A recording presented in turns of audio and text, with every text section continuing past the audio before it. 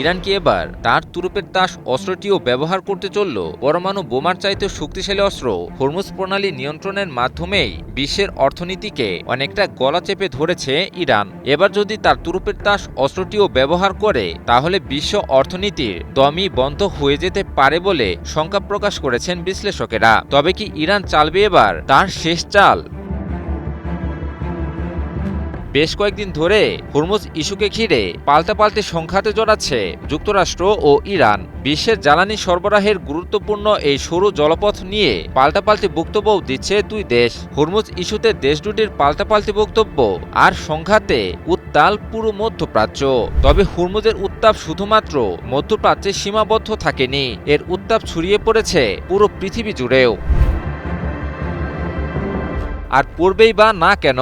কারণ এই জলপথটি দিয়ে যে পরিমাণ জ্বালানি সরবরাহ করা হয় যুদ্ধের পর থেকে তা প্রায় পুরোপুরি থমকে যায়, আর এতে করে বিশ্বের যোগাযোগ, বাণিজ্য ও অর্থনীতিতে মারাত্মক চাপ বাড়তেই থাকে। আর এটিকে সুযোগ হিসেবে নেয় ইরান। ফলে পরমাণু অস্ত্র না থাকার পরও শুধুমাত্র এই একটি প্রণালীতে চাপ প্রয়োগ করে কৌশলগত সুবিধা আদায় করে ইরান।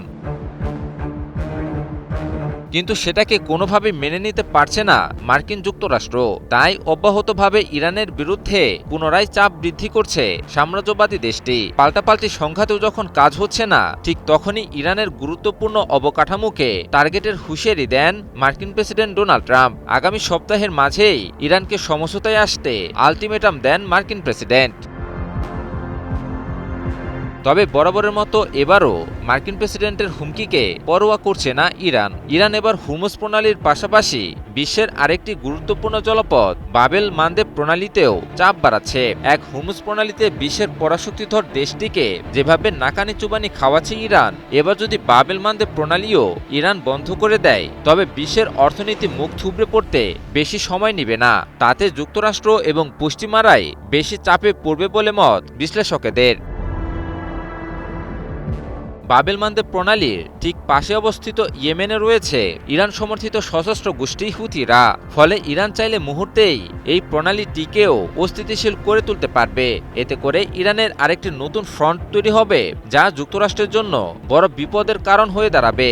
কারণ এক ফ্রন্টে যেখানে নাজেহাল অবস্থা, সেখানে নিত্য নতুন ফ্রন্ট খুলতে থাকলে মার্কিন যুক্তরাষ্ট্র রীতিমতো দিশেহারা হয়ে পড়বে।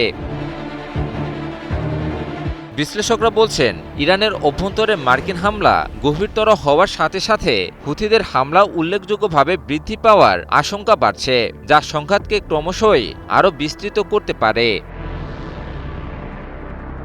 ফলে ইরান যুক্তরাষ্ট্র সংঘাত এখন আর কেবলমাত্র যুদ্ধক্ষেত্রের মাঝেই সীমাবদ্ধ থাকছে না, বরং তা ক্রমশই বৈশ্বিক অর্থনীতি পর্যন্ত বিস্তৃত হচ্ছে।